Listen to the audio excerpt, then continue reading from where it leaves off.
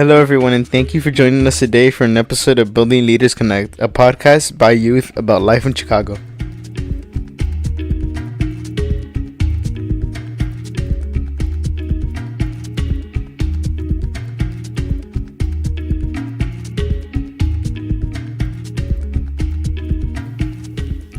Hello, everyone. My name is Beatrice Elise, and I'm from Building Leaders Connect. And thank you for tuning in.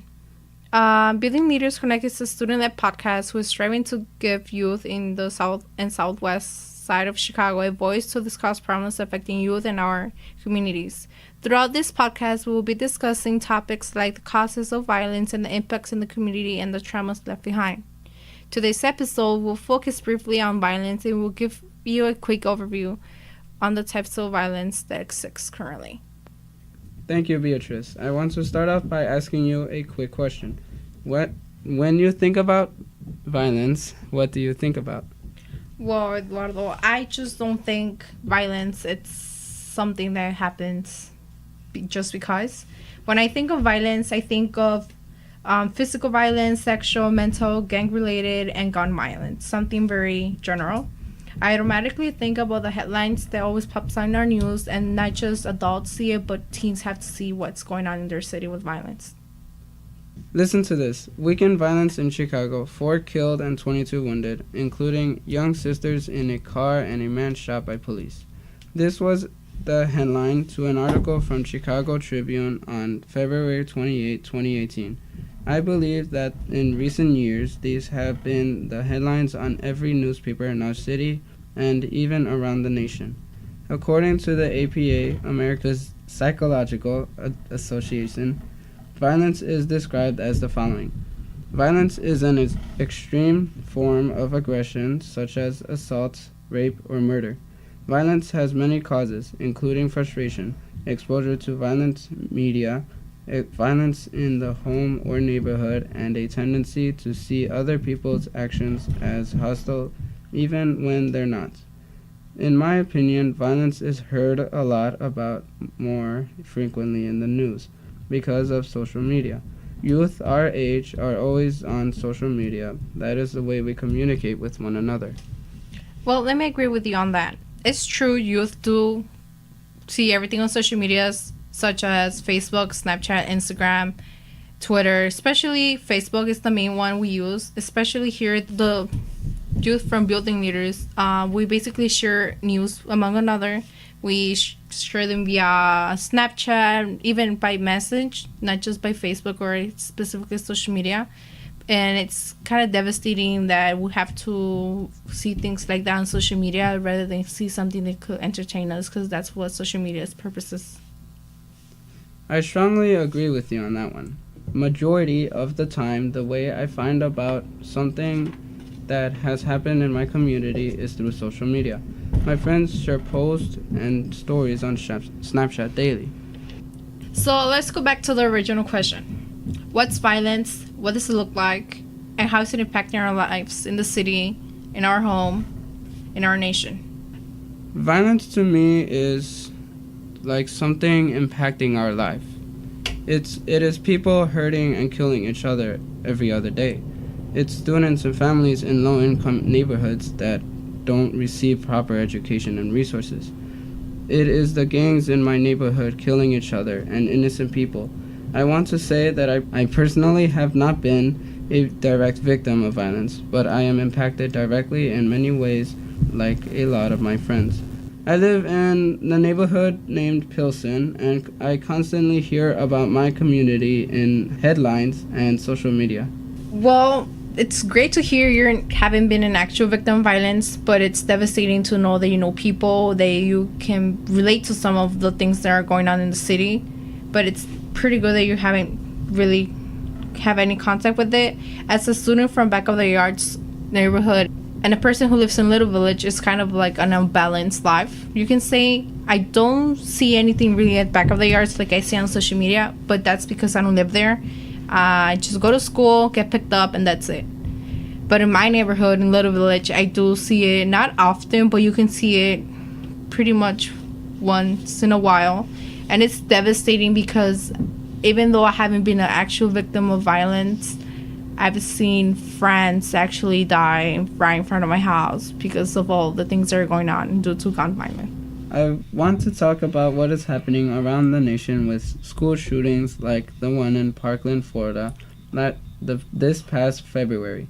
It seems to be that mass shootings are happening more frequently as the years pass by. Catastrophes like these have brought the rise of youth leaders around the nation demanding for an end to these shootings. Listen to this. My name is Naomi, and I'm 11 years old.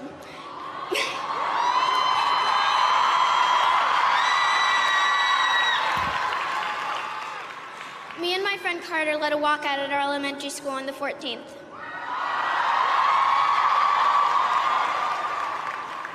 We walked out for 18 minutes, adding a minute to honor Courtland Arrington, an African-American girl who was the victim of gun violence in her school in Alabama after the Parkland shooting. I am here today to represent Courtland Arrington. I am here today to represent Hadia Pendleton. I am here today to represent Tiana Thompson, who at just 16 was shot dead in her home here in Washington, D.C. I am here today to acknowledge and represent the African-American girls whose stories don't make the front page of every national newspaper.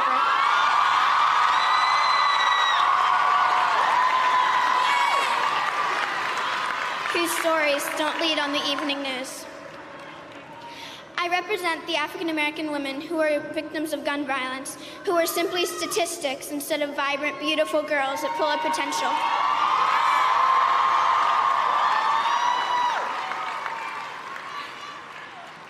It is my privilege to be here today. I am indeed full of privilege. My voice has been heard. I am here to acknowledge their stories, to say they matter, to say their names, because I can, and I was asked to be.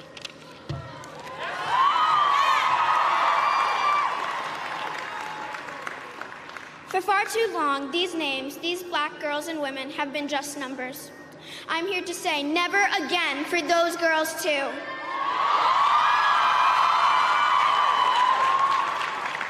I am here to say that everyone should value those girls too. People have said that I am too young to have these thoughts on my own.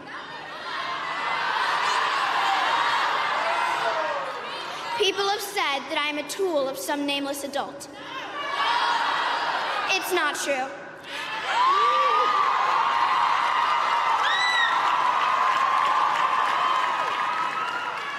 My friends and I might still be 11, and we might still be in elementary school, but we know life isn't equal for everyone, and we know what is right and wrong.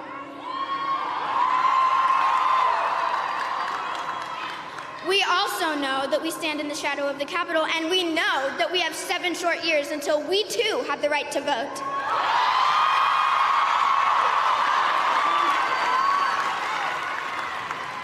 So I am here today to honor the words of Toni Morrison.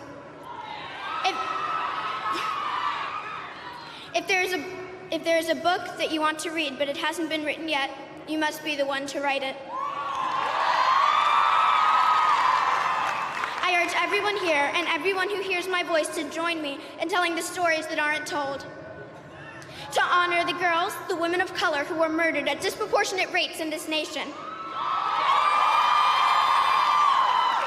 I urge each of you to help me write the narrative for this world and understand so that these girls and women are never forgotten. Thank you.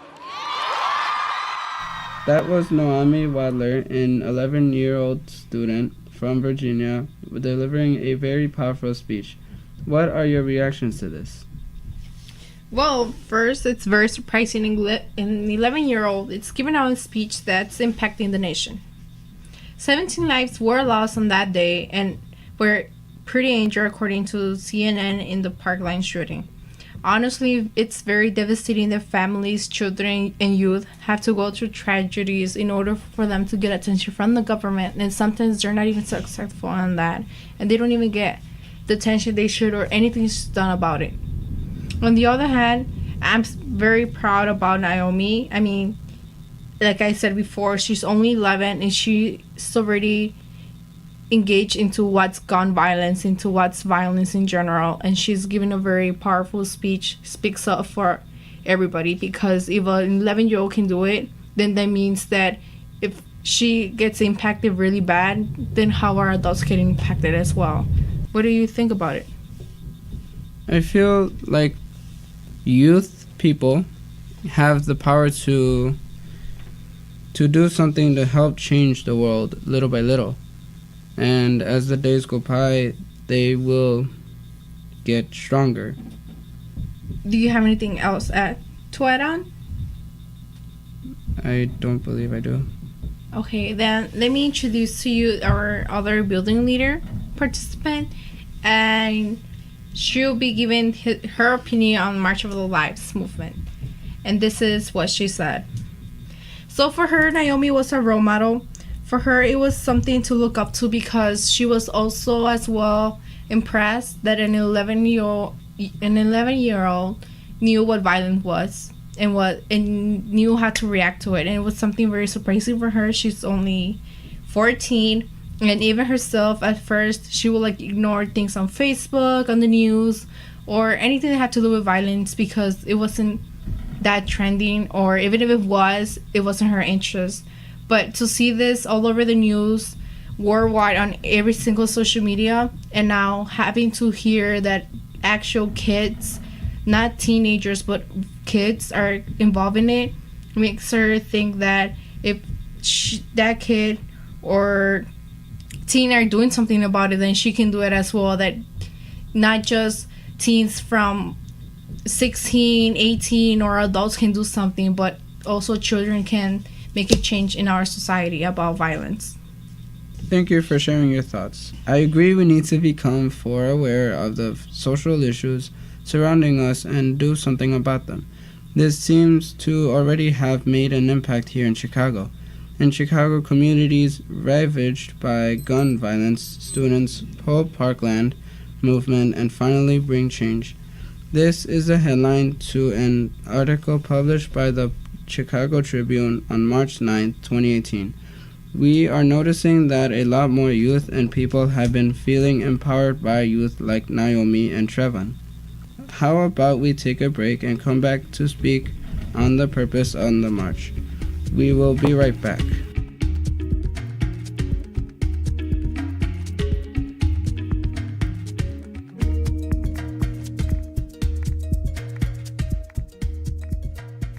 Welcome back, and I hope you stay tuned with us so you can get more informed and be engaged. I would like to start off back by posing a question, in which is, what is the purpose of the movement of March of Our Lives? What do we think, and why was it done? That's a very good question, and I think it is very important that we ask ourselves that. I think that the purpose of the March for Our Lives event was to showcase youth and leaders who want to stop the shootings, the violence that is happening all around them. Whether they have directly impacted by violence themselves or indirectly, they want to bring awareness and push politicians into taking action. Beatrice, I do want to bring another participant who will be talking about the purpose of the movement. In Christian's words, he's from Orozco Middle School.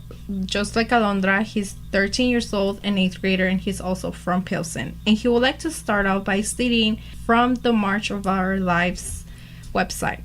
The mission and focus of March of Our Lives is assure that no special interest group or political agenda is more critical than timely passage of legislation to effectively address the gun violence issue that are rampant in our country. We demand morally just leaders to rise up from both parties in order to ensure public safety.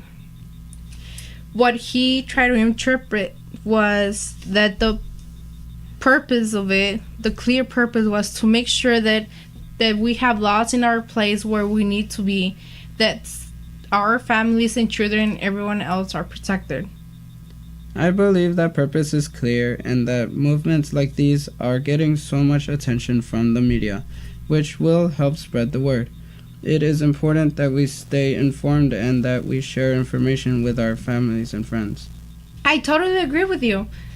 For me, it's extremely important to stay informed and participate in one way or another. I think that if we all come together, we can actually be heard and a change could happen, not just something small, but something that could potentially change our society, and we can be safe, and children won't have to come up here and make a protest and be heard, so their safety, it's assured. Thank you for that. There is much more to violence than just shootings. Why is it that violence is so prevalent in our city? What are the causes of violence? These questions are very important, and we will talk about them in our next episode. Thank you for listening today to our podcast. Please visit gadshillcenter.org for more information about Building Leaders Connect and to find out how you can support our programs. Special thanks to Beatrice, Eduardo, Gabby, Uriel, and the staff at Gads Hill Center for working on this podcast. I'm Chris, and this is Building Leaders Connect.